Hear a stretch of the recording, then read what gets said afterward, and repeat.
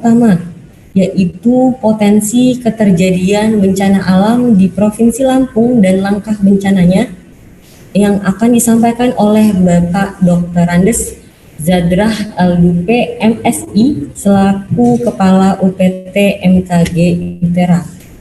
Bapak Dr. Andes Zadrah Al-Dupe MSI sendiri merupakan alumni dari Meteorologi dan Geofisika ITB tahun 1982 dan Sains Atmosfer ITB pada tahun 1999. Dari tahun 2015 hingga sekarang beliau masih aktif di Lembaga Penerbangan dan Antariksa Nasional. Selain itu, beliau juga seorang meteorologis, Bosca Observatory. Bapak Dr. Andes Zadrah Al-Dupe MSI telah memiliki kurang lebih 13 publikasi ilmiah dan 3 buku. Langsung saja, mari kita simak materi pertama kepada yang terhormat Bapak Dr. Andes Zadrah Al-Dupe MSI. Kami persilahkan. Terima kasih Mbak Moderator. Selamat siang untuk para peserta. Selamat siang Pak Aceh, Pak Koko, Haji, dan teman-teman yang lain. Tabek pun. Ya. Terima kasih. Oke, baik, terima kasih. Senang sekali melihat jumlah 900 lebih orang yang hadir pada acara pembekalan untuk KKN. Pak Sadar, boleh saya tambahkan ya? Ya, gimana Pak? Jadi Pak Sadar itu kadang humble ya, ilmunya sangat banyak. Jadi tolong para mahasiswa sedot ilmunya. Pak Sadar ini orang yang terlibat banyak di Olimpiade nasional maupun internasional, banyak membina.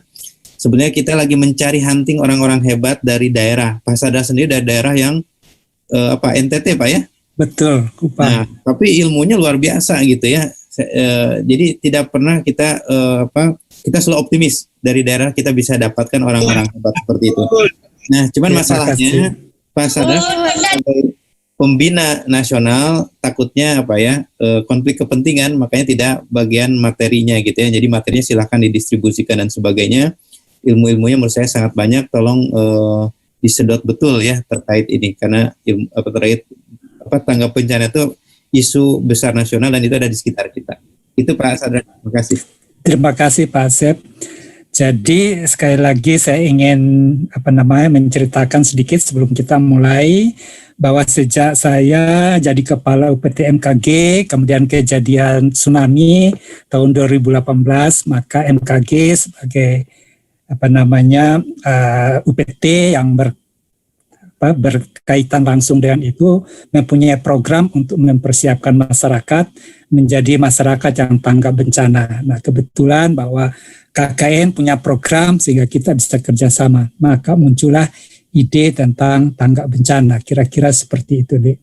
Nah, kemudian bahwa kalau kita mau supaya SMA di lokasi kita itu prestasinya bisa segera terlihat, selain melihat dari jumlah yang masuk universitas negeri, kita juga bisa mengirim mereka untuk berlomba secara nasional dan kalau perlu sampai ke tingkat internasional. Nah, untuk pemilihan ilmu kebumian itu karena ilmu kebumian itu tidak ada dalam kurikulum SMA saat ini. Jadi kalau kita bisa memberi bekal bagi para siswa, maka itulah kelebihan mereka di mana mereka bisa bersaing dengan baik, ya.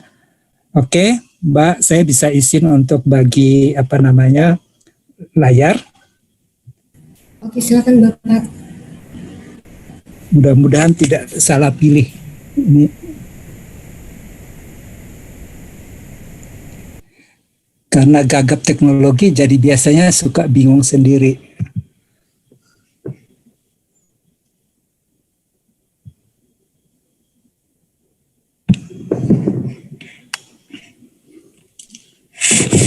Oke, ini bahan yang dipersiapkan oleh tim di UPT MKG untuk disampaikan pada adik-adik.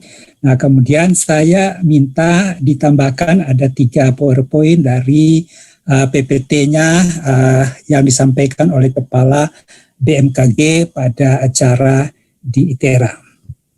Jadi kalau Anda lihat di sini, ini adalah kondisi Indonesia yang dari... Mohon di slideshow Pak, di full screen. Oh, sorry. Lupa saya. Yeah. Oke, sorry. Maklumlah, orang sudah tua. Oke, saya mau menunjukkan di sini bahwa betapa rumitnya interaksi laut, atmosfer, dan daratan di daerah Indonesia. Anda bisa lihat itu adalah fenomena-fenomena yang ada monsun, ada cold surge. Kalau monsun semua tahu ya, kalau cold surge itu udara dingin yang datang dari dataran tinggi Tibet, ya masuk sampai ke wilayah Indonesia. Kemudian ada siklon tropis, kemudian ada IOD ini yang kemarin bikin heboh hingga Australia menyala, ya, maksudnya terbakar, ya, kebakaran hutan sangat luar biasa. Sementara kita juga ada beberapa kejadian kebakaran hutan. Kemudian ada El Nino, La Nina, seperti itu yang kemudian bisa menyebabkan kekeringan. Kalau El Nino, kalau La Nina kemudian hujan lebat yang sangat luar biasa yang berdampak pada banjir dan sebagainya. Ini baru dari segi interaksi laut atmosfer. Ya, jadi Anda bisa lihat di bawah situ ada dampak-dampak yang bisa ditimbulkan, ada longsor, banjir, kemudian puting beliung seperti yang baru-baru ini terjadi di Tulang Bawang.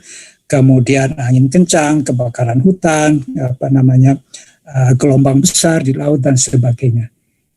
Dan kita di Lampung itu di bagian yang termasuk beberapa fenomena cuaca itu bertemu, ya.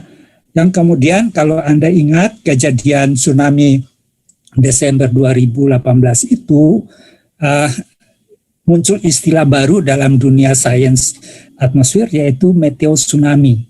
Jadi dari hasil studi yang dilakukan oleh Prodi Kelautan di ITERA, kemudian dari PT MKG, kemudian kami berkesimpulan bahwa pemicu tsunami itu tidak hanya longsoran dari anak Gunung Krakatau, tapi merupakan gabungan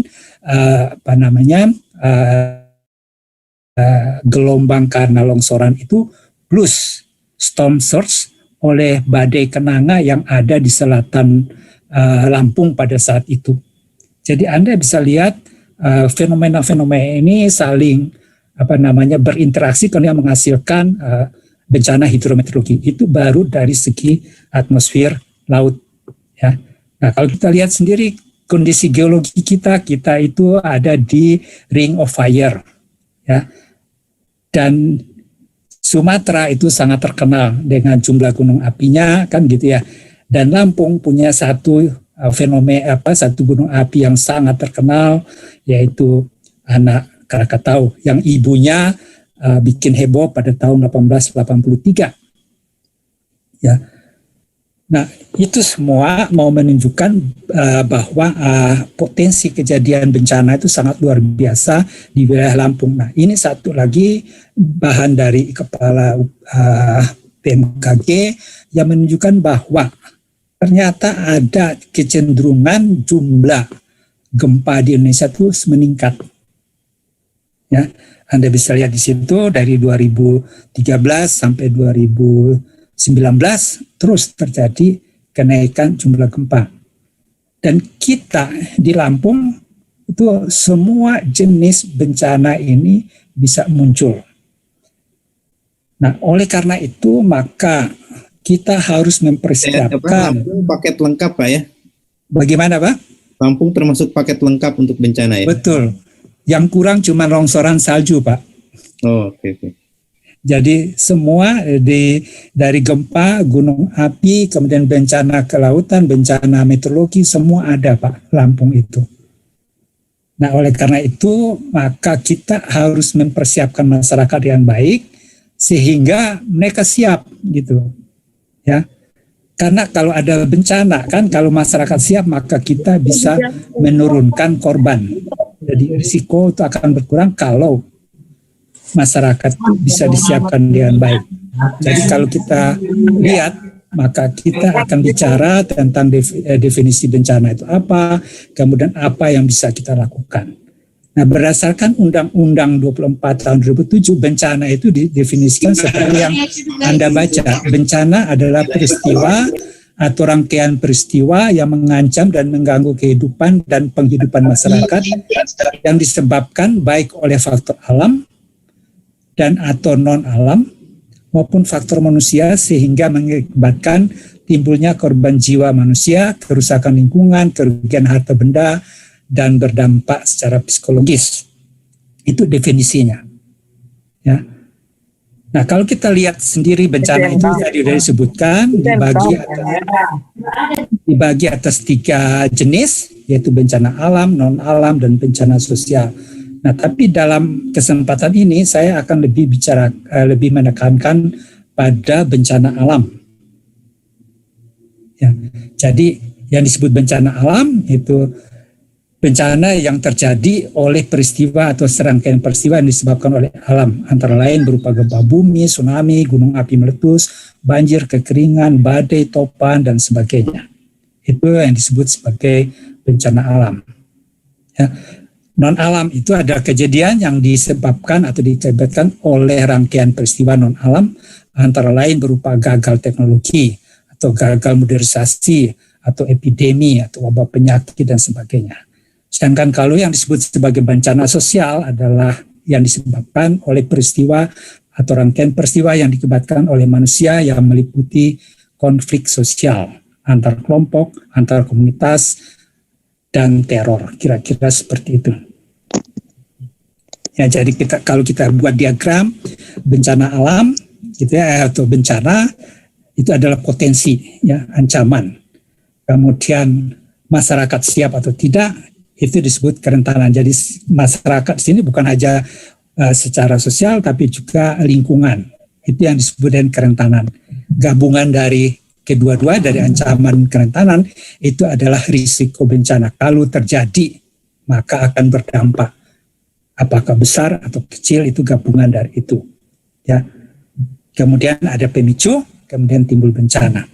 Jadi kalau kita lihat kira-kira seperti ini yang disebut sebagai manajemen bencana.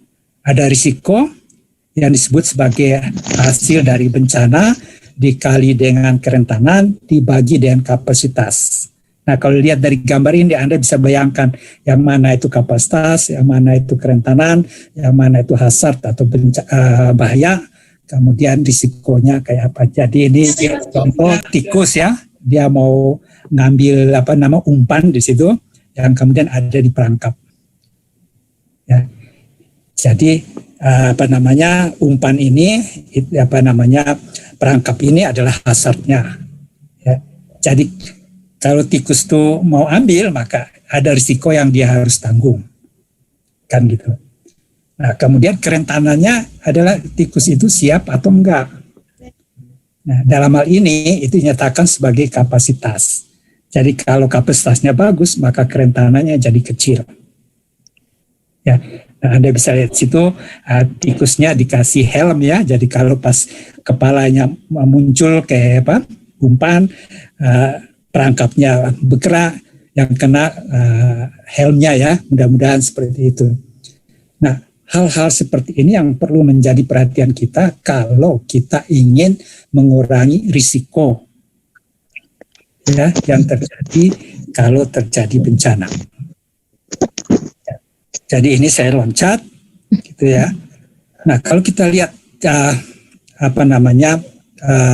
faktor bahaya atau potensi bahaya yang tadi disebutkan, itu ada seperti bahaya geologi, kemudian bahaya hidrometeorologi, bahaya biologi, teknologi, lingkungan, sosial, dan sebagainya. Ya. Bencana geologi, gempa bumi, tsunami, longsor, gerakan tanah, dan sebagainya. Hidrometeorologi, banjir, topan, banjir bandang, kekeringan, dan sebagainya. Ya. Biologi, epidemi, dan sebagainya. Teknologi, kecelakaan pesawat, misalnya kecelakaan transportasi, dan sebagainya. Lingkungan, ya, kebakaran hutan, dan sebagainya. Ya. Sosial itu konflik tidak akan saya bicarakan di sini. Jadi Anda lihat bahwa daerah kita dalam ini Lampung itu sangat berpotensi terjadi bencana karena punya semua faktor bahaya ya dari geologi, hidrometeorologi, biologi dan sebagainya. Nah, kerentanan itu dibilang adalah sekumpulan kondisi atau satu akibat keadaan, faktor fisik, faktor sosial, ekonomi, dan lingkungan yang berpengaruh buruk terhadap upaya pencegahan dan penanggulangan bencana. Saya mau kasih contoh, misalnya gini, orang selalu berpikir bahwa orang kaya itu yang paling istilahnya orang kaya yang punya banyak duit, kemudian bangun rumah di pantai kan gitu ya, tinggal di apartemen yang bagus dan sebagainya adalah yang punya duit, orang yang paling punya kapasitas tinggi terhadap bencana. Jadi kalau ada bencana terjadi, mereka itu biasanya yang paling bisa bertahan. Tapi pada kenyataannya tidak selalu begini. Jadi misalnya orang itu sangat kaya, pensiun gitu ya, kemudian karena punya banyak duit, beli apartemen yang di tepi pantai supaya bisa menikmati hidupnya seperti itu. Tapi kemudian ketika terjadi tsunami, misalnya, gedungnya kuat, kokoh, nggak rusak. Ya, tapi kemudian dia punya penyakit jantung ketika terjadi tsunami, kemudian kena stres, kena serangan jantung, kemudian dia menjadi rentan karena tidak bisa dibawa ke rumah sakit. Nah, jadi ini contoh tentang kerentanan. Jadi ada kondisi di mana kita itu menjadi rentan. Begitu juga dengan masyarakat kita, setelah kita tahu potensi dan bahaya, kemudian masyarakat desa itu seperti apa, nah itu yang harus kita tahu, kondisinya seperti apa, kapasitasnya seperti apa. Nah itu yang menjadi tugas dari kalian ya, untuk melihat kemudian memberi masukan pada mereka bagaimana kita meningkatkan kapasitas di desa itu. Ya. Kemudian ini faktor-faktor kerentanannya tadi sudah saya jelaskan, ada faktor fisik, faktor sosial, faktor ekonomi, faktor lingkungan dan sebagainya. Nah, hal-hal ini yang harus kalian perhatikan ketika kalian di desa nanti. Nah, maaf kali ini lewat daring, saya nggak tahu. Mungkin kalian harus mewawancara tokoh-tokoh di sana ya, mengumpulkan di sana potensi bahayanya apa saja ya. Kemudian kondisi fisik di sana seperti apa, bangunannya kayak gimana, umur distribusi umur, distribusi kelamin, ya maksudnya karena itu akan sangat bergantung pada jalan penyelamatan seperti itu. Kondisi sosial, demografi dan sebagainya. Ya, kemudian ekonomi, kemampuan finansial masyarakat dalam menghadapi ancaman di wilayah itu. Kemudian lingkungan, apakah lingkungannya itu krisis? Nah, kalau krisis, apakah kita bisa memperbaiki lingkungan sehingga faktor kapasitasnya itu meningkat dan kerentanannya menurun? Nah, ini yang dibilang kemampuan atau kapasitas, kekuatan dan potensi yang dimiliki oleh perorangan, keluarga dan masyarakat yang membuat mereka mampu mencegah, mengurangi, siap siaga, menanggapi dengan cepat atau segera pulih dari satu keadaan darurat dari bencana. Nah, perlu Anda perhatikan di sini bahwa dari statistik yang tentang bencana yang terjadi di Jepang itu didapatkan bahwa pertolongan pertama itu adalah dari diri sendiri, kemudian keluarga, kemudian tetangga. Yaitu udah hampir 97%, saya lupa angkanya. Ya. Kemudian sisanya, sekitar 2% itu baru dari tim SAR. Jadi Anda lihat betapa kalau kita bisa mempersiapkan masyarakat, mengajarkan mereka, oh daerahmu, kapasitas bencananya seperti potensi bencananya ini. Nah, kemudian kemungkinan terjadinya begini. Nah, kemudian kita harus mempersiapkan diri seperti ini. Bagaimana menghadapinya. Sehingga kalau bencana itu terjadi, mereka bisa cepat menyelamatkan diri, menyelamatkan anggota keluarga, menyelamatkan tetangga. Itu adalah langkah pertama. Ya. Nah ini diskusinya saya lewatkan aja ya. Kemudian yang dimaksud dengan risiko adalah besar atau kerugian atau kemungkinan terjadi korban manusia, kerusakan, dan kerugian ekonomi yang disebabkan oleh bahaya tertentu di satu daerah pada satu waktu tertentu. Risiko biasanya dihitung secara matematis seperti yang sudah saya tunjukkan di atas ya sebelumnya, dan dengan demikian kita bisa mempersiapkan diri dengan baik. Ini saya lewat. Nah, ini contoh bahaya geologi ya, ini menunjukkan peta di mana wilayah-wilayah yang terkena ya. Anda bisa lihat di situ. Ya, ini peta wilayah rawan gempa bumi di Indonesia. Ya, terus Anda bisa lihat di Lampung, kita di Lampung itu termasuk wilayah yang rawan. Ya. Kemudian ini dampak yang terjadi. Ya. Nah, bagaimana kita mempersiapkan masyarakat supaya mereka mengerti kalau mereka mau bangun rumah, itu rumah kayak apa, konstruksi kayak apa yang bisa kita bantu sehingga ya kalau terjadi gempa nggak akan terjadi korban seperti ini. Saya masih ingat tahun 80-an ketika 70-an ke arah 80-an ketika saya masih mahasiswa itu sering sekali terjadi gempa di wilayah Bandung dan sekitarnya termasuk sampai Sukabumi dan sebagainya. Nah, kemudian orang ITB itu mencari solusi untuk membantu masyarakat supaya kejadian rumah ambruk kayak gini tidak terjadi. Nah, kemudian mereka mendapat ide yaitu membuat bangunan dengan bertulang bambu gitu, jadi bukan tulang beton supaya lebih fleksibel ketika terjadi gempa tidak mudah roboh. Kira-kira seperti itu. Nah, ini contoh gempa di Jawa Tengah dan di Jogja.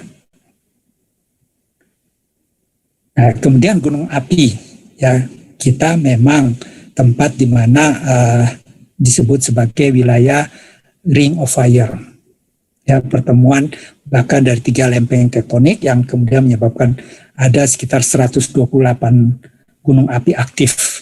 Dan kalau Anda lihat bahwa Lampung itu ada merah kan, ada beberapa gunung api di situ, artinya punya potensi yang sangat luar biasa. Dan kita tahu bahwa anak Krakatau itu adalah gunung api aktif yang terus batuk-batuk ya.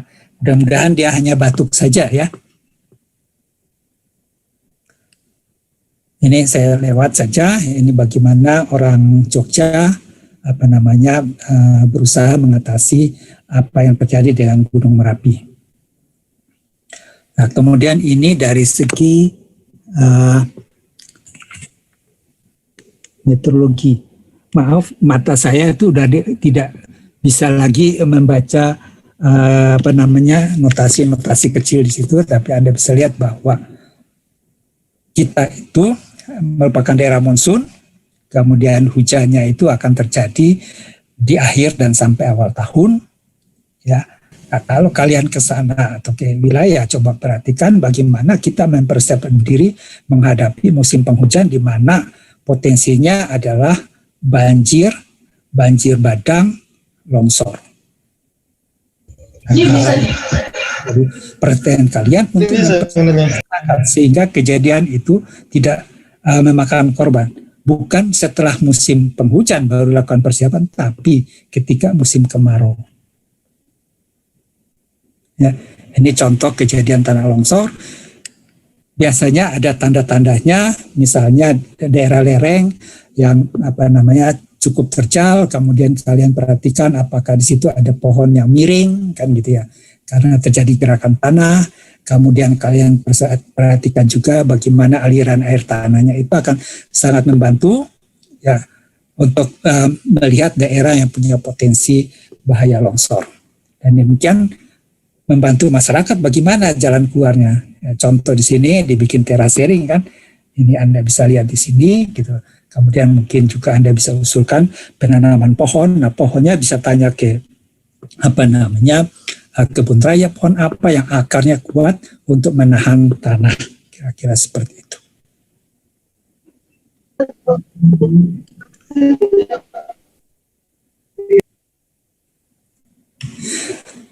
Sorry, ini keterangan di atas ketutup. Ini peta tingkat apa nih? Gimana melihatnya?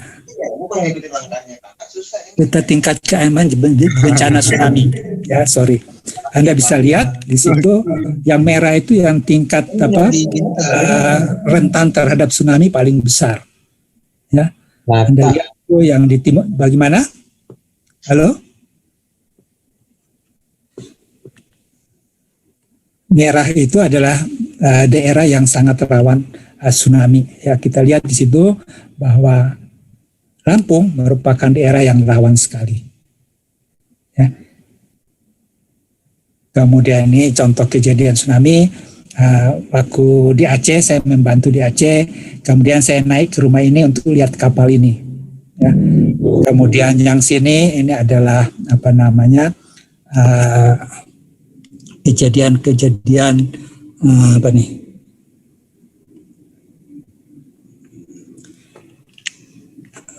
tsunami ya yang terjadi di wilayah Sumatera. Ini Anda bisa lihat bahwa ini Lampung di sini itu ada tahun kejadian dengan jumlah korban. Ya. Dan yang paling besar itu terjadi ketika Gunung Krakatau meletus. Kemudian ini hidrometeorologi, Anda bisa lihat ini daerah rawan banjir. Kemudian Anda lihat bahwa Lampung itu termasuk dalam wilayah rawan banjir. Ya. Nah, bagaimana kita mengajak masyarakat memperhatikan lingkungan sehingga kalau ada kejadian jumlah korbannya sangat sedikit. Itu tujuan dari pelatihan tanggap bencana bagi masyarakat. Nah, ini contoh kejadian banjir, saya akan lewat gitu ya. Nah, ini banjir bandang. Jadi ketika airnya terkumpul, kemudian seolah-olah terjadi pembobolan, ya, kemudian sampah yang diakibatkan oleh aktivitas manusia itu akan menghancurkan desa dan sebagainya. Nah, kita bisa melihat apakah potensi ini ada, terus bagaimana meningkatkan kapasitas sehingga korban bisa dikurangi. Ini kekeringan, ya kalau terjadi, ya maka kemungkinan paling besar adalah terjadi kebakaran hutan, gagal panen dan sebagainya, kesulitan air bersih dan sebagainya. Ya. Kemudian ini kalau puting beliung, angin kencang, Anda bisa lihat ya fenomena-fenomena yang perlu kalian ketahui bahwa kalau fenomena meteorologi itu kalau kalian lihat di foto makin bagus, tampaknya indah, menakjubkan, gitu, maka itu potensi bahaya makin besar. Ya. Contoh di sini yang ditulis sebagai awan badai, ya. Tapi ini sebenarnya adalah siklon tropis. Ya. Kalau matanya terlihat seperti ini, artinya anginnya kecepatannya di atas 119 km per jam. Nah, Anda bayangkan angin dengan kecepatan segitu, hujan sangat lebat, apakah rumah di Indonesia akan bertahan? Ya, kita bersyukur bahwa badai-badai ini kalau terjadi selalu bergerak menjauhi Indonesia.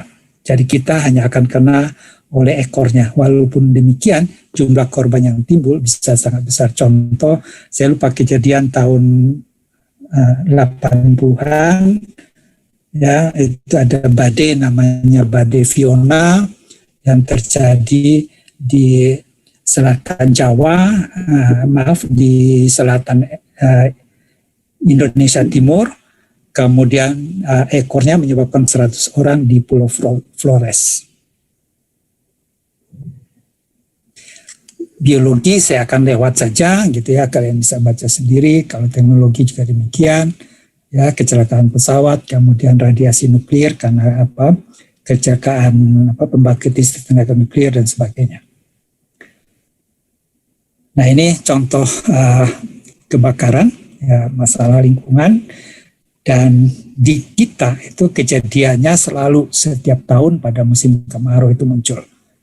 Nah, apakah di desa yang kita kunjungi itu punya potensi seperti itu?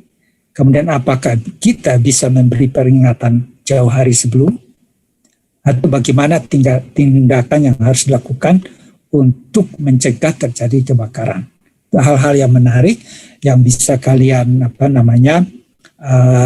pelajari, kemudian kalian usulkan, bisa menjadi topik TA kalian bahkan, ya, kayak saat ini saya membimbing mahasiswa untuk memprediksi kebakaran hutan, ya, di daerah Kalimantan berdasarkan indeks parameter meteorologi. Kira-kira seperti itu. Masalah sosial tadi saya katakan saya lewat, gitu ya.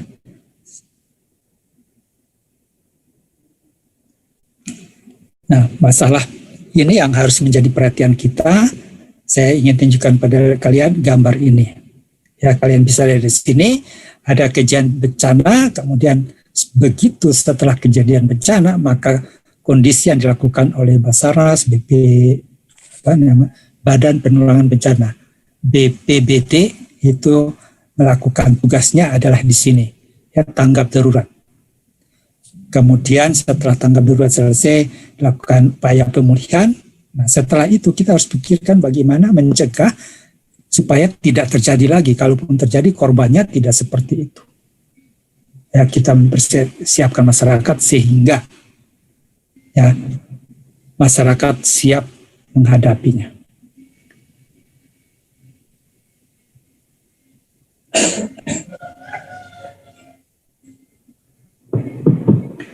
Nah, inilah kira-kira yang perlu kita perhatikan. Nah, sekarang ini yang kita lakukan adalah di sini prabencana. Kita nggak tahu bencana itu kapan datang, tapi kita tahu di situ ada potensi.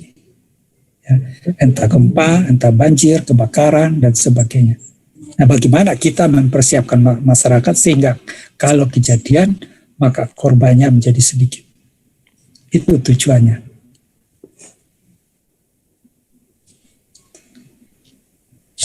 Jadi kalau Anda bikin diagram akan tampak seperti ini, ya. Pertama sebelum, kemudian pada saat kejadian, kemudian setelah kejadian. Nah, sebelum kejadian kalian bisa lihat di situ pencegahan dan mitigasi, peningkatan kesiapsiagaan. Ya, kemudian pada saat kejadian bagaimana kita membuat masyarakat itu bisa menolong diri sendiri lebih dahulu.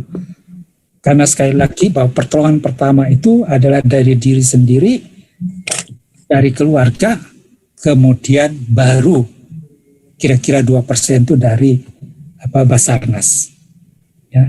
Saya masih ingat waktu saya kuliah, karena saya pernah diajarin tentang bencana, jadi saya tahu kalau gempa harus bikin apa.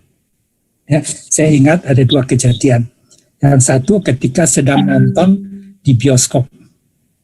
Ya, kejadian gempa besar, orang panik, kemudian listrik mati, orang berlarian berusaha keluar.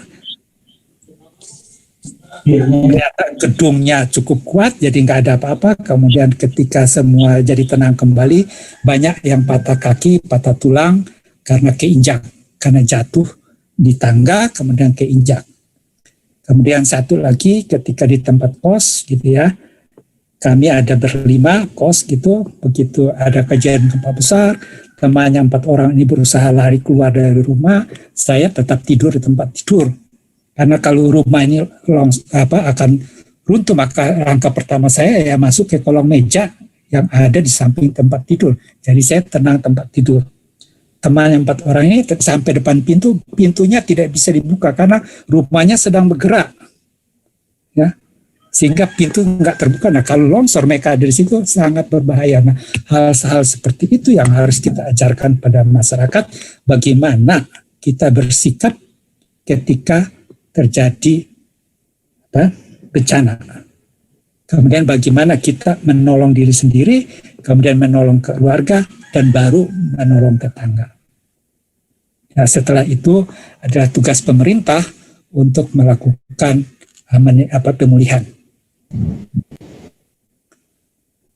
Nah, ini kegiatannya ya. Anda bisa lihat di situ ada sebelum, kemudian pada saat, kemudian setelah. Saya akan loncat. Nah, ini misalnya untuk pencegahan apa saja yang harus dilakukan, ya. Kemudian ini untuk kesiapsiagaan apa yang harus dilakukan, ya. Kemudian ini untuk keperingatan dini apa yang harus dilakukan.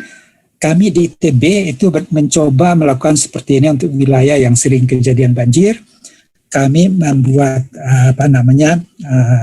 studi, kemudian hujan kayak apa yang terjadi, kemudian menimbulkan banjir. Kemudian kami mengembangkan alat AWS, ya, yang akan mengukur hujan secara otomatis. Kemudian kalau hujannya mencapai nilai tertentu, maka alarm akan bunyi. Dan hal itu dilatih kepada pemuda-pemuda desa, gitu ya. Kalau hujan mereka perhatikan. Ya. Kalau hujan sudah mencapai sekian, maka peringatan harus dikeluarkan, kemudian evakuasi dilakukan. Dan sejak itu jumlah korbannya jauh berkurang. Nah, apakah kita dari ITERA bisa membantu masyarakat mengatasi?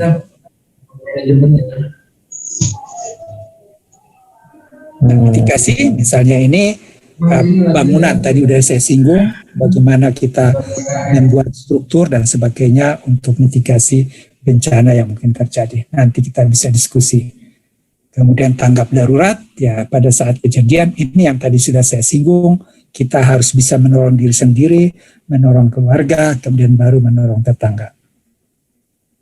Ya, ini setelah, ya, kemudian bantuan, bagaimana kita mengorganisir bantuan di desa yang mengalami bencana. Pemulihan saya loncat, ya, rekonstruksi juga saya loncat, dan sebagainya. Nah, kita sebagai orang ITERA kemudian punya moto ITERA for Sumatera.